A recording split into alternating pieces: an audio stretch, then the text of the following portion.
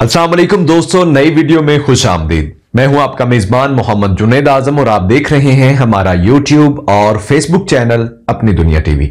नाज़रीन, बात करते हैं कि हमारे सफीर ने तुम्हारे हवाले से जो कहा मैं इसकी हिमायत करता हूं। वाकई तुमसे बड़ा मुनाफिक कोई भी नहीं। रूसी सफीर के बयान पर इसराइल की तनकीद के बाद पुतिन भी मैदान में आ गए। भारत के बाद इसराइल को भी इसकी औकात दिखा दी। दूसरी जानिब अमेरिकी पाबंदियों के बावजूद ईरान की बड़ी कामयाबी। अब ईरान में नोटों की बारिश होगी। आखिर ऐसा क्या हुआ? यह सब और इस हवाले से तमाम तर तफसीलात जानने के लिए आप हमारी वीडियो को आखिर तक जरूर देखिएगा। वीडियो की तफसील में जाने से पहले तमाम नए शामिल होने वाले दोस्तों से गुजारिश है कि आप हमारे चैनल को सब्सक्राइब करें, साथ लगे घंटे के निशान को भी दबाएं और कमेंट सेक्शन में अपनी कीमती आरा से हमें जरूर आगाह करें। नाज़रीन, इसराइल के तेवर इन दिनों बदलते जा रहे हैं। पहले जहां इसने ईरान और पाकिस्तान के साथ महाज खड़ा किया और इनको धमकियां लगाई, तो वहीं अब इसराइल ने रूस के साथ भी नया महाज गर्म कर लिया है। नाज़रीन, आज से कुछ रोज कबल इसराइल में मौजूद रूसी सफीर से जब दुनिया की बदलती हुई सूरत-ए-हाल के हवाले से सवाल किया गया, तो उन्होंने कहा था कि दुनिया के लिए सबसे बड़ा खतरा ईरान नहीं है बल्कि इसराइल है। रूसी सफीर ने कहा था कि इसराइल पूरी दुनिया की आंखों में धूल झोंक रहा है। हकीकत में यही है जो सबके लिए मुश्किलात पैदा कर रहा है। दोस्तों, रूसी सफीर के इस बयान पर इसराइल को तो आग लग गई। इसराइल ने रूसी सफीर के दबंग बयान पर जवाब देते हुए कहा था कि रूस का यह रवैया बिल्कुल भी काबिले बर्दाश्त नहीं।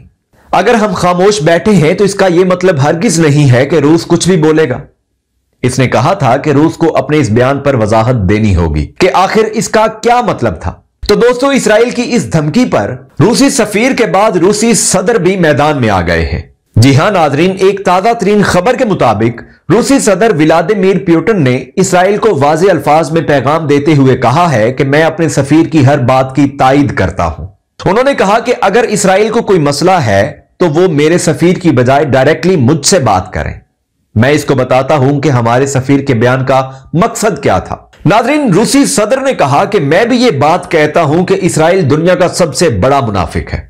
यह दुनिया के सामने शराफत और मजलूमियत का ढोंग रचाता है, लेकिन हकीकत में इससे बड़ा बदमाश कोई भी नहीं।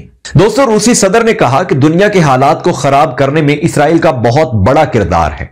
अगर आज तमाम ममालिक मिलकर इसको लगाम डाल लें तो इसराइल फिर दोबारा कभी सर नहीं उठा सकेगा। उन्होंने कहा कि इसराइल हमें तड़ियां मत लगाए, अभी ये इतना मजबूत या ताकतवर नहीं हुआ कि हमसे पंगा ले और हमसे वजाहतें तलब करे। उन्होंने कहा कि अगर इसराइल इस बात का ख्वाहां है कि हम भी इसके नीचे लगें, तो ऐसा मेरे होते हुए तो बिल्कुल भी मुमकिन नहीं है। नाज़रीन, रूसी सदर का यह बयान इंतहाई अहम और दलेराना था। उनके इस बयान ने इसराइल पर बिजली गिरा दी है। यहां गौर तलब बात यह है कि इस वक्त इसराइल का हर दिल अजीज और करीबी दोस्त भारत पहले ही रूस से दूर हो चुका है। रूस भारत को पहले ही अलविदा कहकर पाकिस्तान से हाथ मिला चुका है। अब वो पाकिस्तान को वो मुकाम देने जा रहा है जो पहले कभी वो भारत को देता था।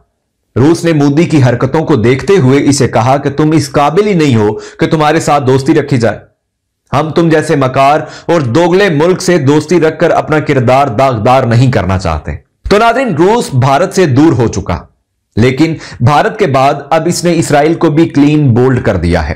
नाज़रीन, मैं आपको बता दूं कि इसराइल को रूस को धमकाना बहुत महंगा पड़ने वाला है, क्योंकि रूस पहले ही दुनिया को इसकी काली करतूतों से बावर करवा चुका है और यह वादे कर चुका है कि हम इसकी धमकियों से डरने वाले नहीं।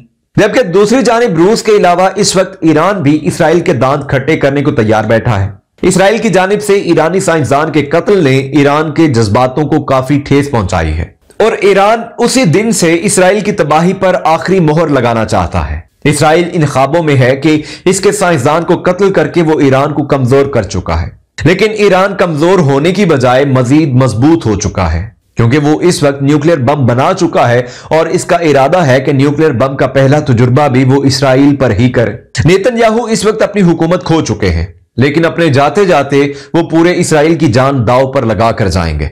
नाज़रीन, नेतन्याहू ने अपने होते हुए ये सारे कारनामे दिखाए जो आज इनकी वजह से पूरे इसराइल को भुगतने पड़ रहे हैं। अगर रूस और ईरान इसराइल के खिलाफ इकट्ठे हो गए तो इसराइल के लिए बड़ी मुसीबत बन सकती है।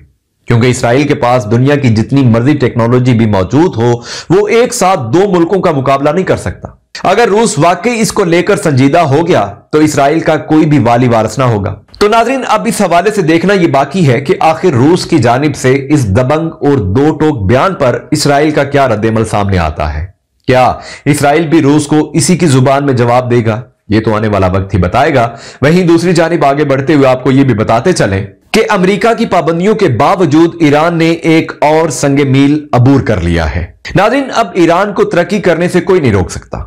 ईरान ने ऐसा कारनामा कर दिया है जिसने अमेरिका की आंखें खोल दी हैं। नाज़रीन, एक ताजा तरीन खबर के मुताबिक ईरान ने अपनी तजारत को फरोग देने के लिए शाम के साथ मुश्तरका बैंक खोलने का फैसला किया है। खबर यह है नाज़रीन कि ईरान और शाम की इस शराकतदारी से दोनों ममालिक को काफी मुनाफा होगा, क्योंकि पहले ईरान को शाम से तजारत करने में जो मुश्किलात पेश आती थी, अब इस बैंक के खुलने के बाद इसकी तमाम तर मुश्किलात खत्म हो जाएंगी।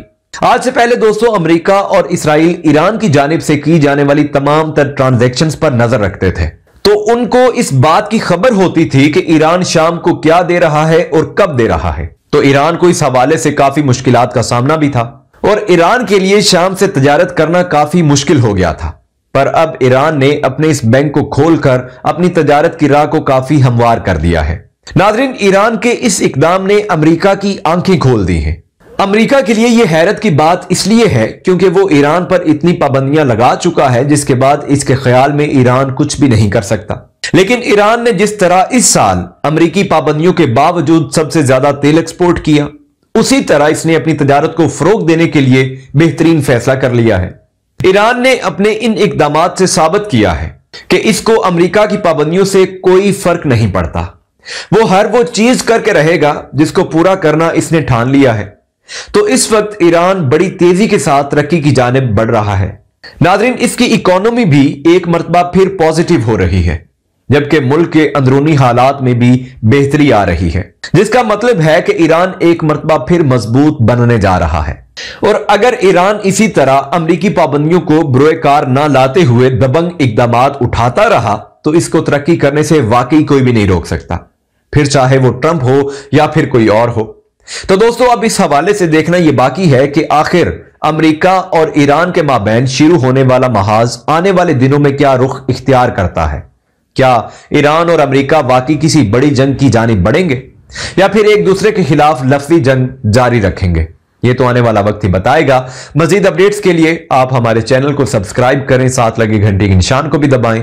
इंशाअल्लाह ताला जल्द अगली वीडियो में आपसे मुलाकात करूंगा। तब तक के लिए अल्लाह हाफिज।